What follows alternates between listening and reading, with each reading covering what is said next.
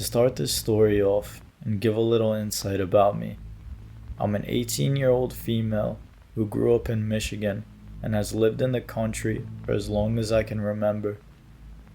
This is a long story, so bear with me.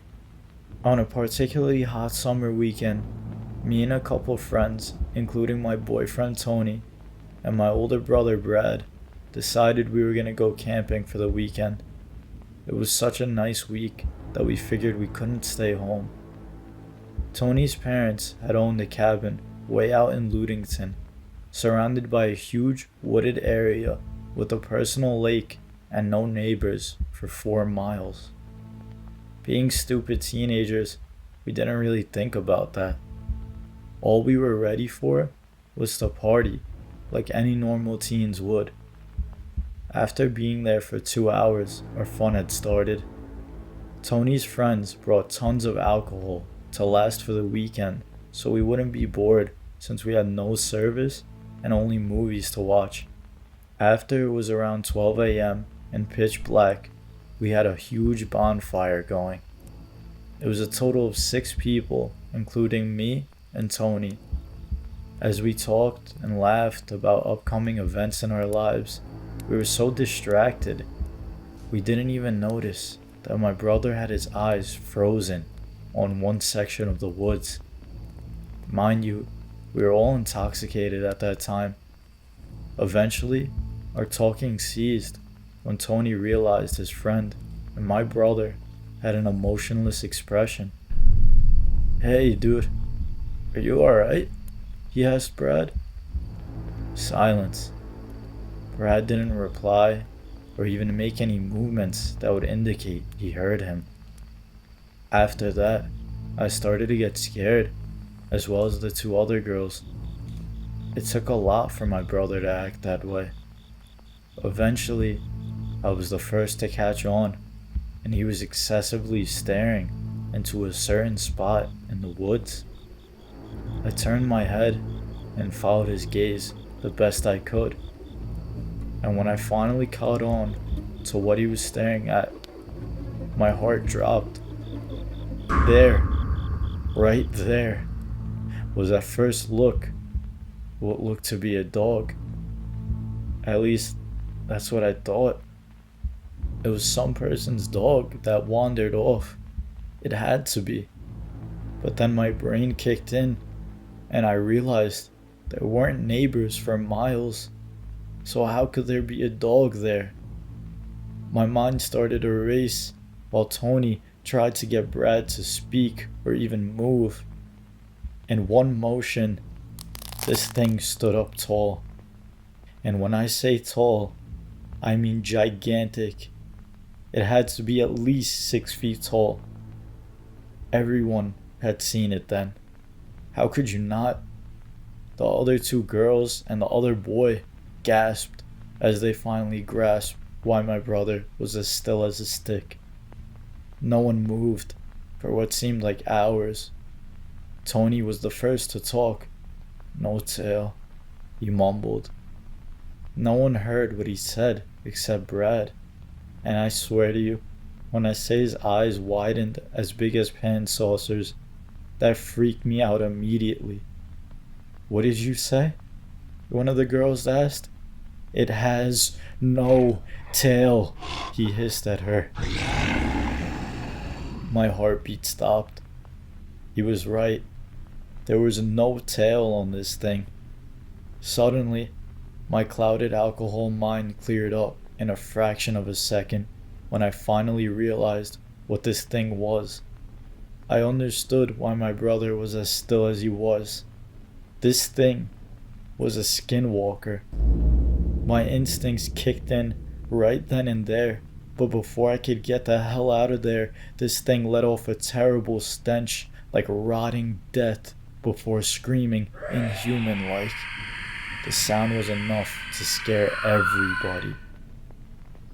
My brother was the first up out of his chair and started shouting native words to the creature, while I told everyone to get inside. No one questioned me when they'd seen just how dead serious I was, especially Tony. He'd never seen me so scared, so he knew it was a bad situation. We all hightailed it into the cabin, with my brother still in tow, shouting native words at the creature. It seemed to keep it at bay, while it gave us enough time to get inside. He slammed and locked the door before turning all the lights off. Grabbing a special ash from the kitchen counter, he started throwing it at every window and door while he chanted. Of course, he had everyone freaked out and basically in tears at this moment. After he was done, no one said a word for a long time. All of us, still in shock, just waited. He grabbed the weapon and had it posted by him for hours. Everyone was entirely too shaken up to even question what happened. We must have fallen asleep eventually, because I woke up to my brother packing our stuff in the 2 cars early in the morning. I understood why. We had a native family. We knew what we were dealing with, and we knew it would come back, and maybe not alone. Before we left, I did a blessing on the cabin and spoke a few calming words to the very freaked out girls. We left as soon as everything was packed up.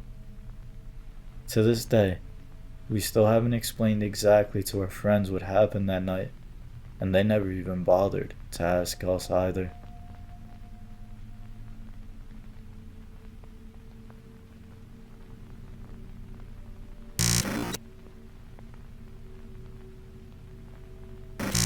I'm looking for a logical explanation to my experience. A couple of days ago, my boyfriend and I were driving up the road in the middle of the woods. We turned a corner and we saw a deer. The deer didn't even flinch at our car coming up the road. That's what weirded us out. Deers usually see light and they start running, but this one stayed still. Then we saw it. I'm not normally a scared person, but seeing this thing made me feel very uncomfortable. It looked as if there was something talking to the deer. It had to be at least 8 feet tall, very thin, and it was all black, with wings. It flew up right in front of the car, and my boyfriend slammed on the brakes. He turned to me and said, "Tell me you saw that," and asked me to describe it to him to make sure he wasn't going crazy. I did, and we sped all the way home. This all happened in about a minute, although it felt way longer than that. I was telling my dad about it, and he said he saw the exact same creature years earlier at my sister's bus stop. He tried to convince my sister it was a garbage bag or something, but my sister's response was, "Daddy, that thing was too fast and too big to be a trash bag." And all my dad could say was, "I don't know." If anybody has any idea what it could be, I'd appreciate if you tell me. I'm very skeptical about these things, and I'm looking for a more logical explanation, but I don't know if I'll ever find one. It almost doesn't make sense to tell anyone what I saw, because nobody but my boyfriend would believe it. Whatever it was looked like it was talking to the deer. It looked like it could communicate, but it didn't look human. I still choose not to believe what I saw, but after hearing what my dad told me about the past situation, maybe I should believe what I saw.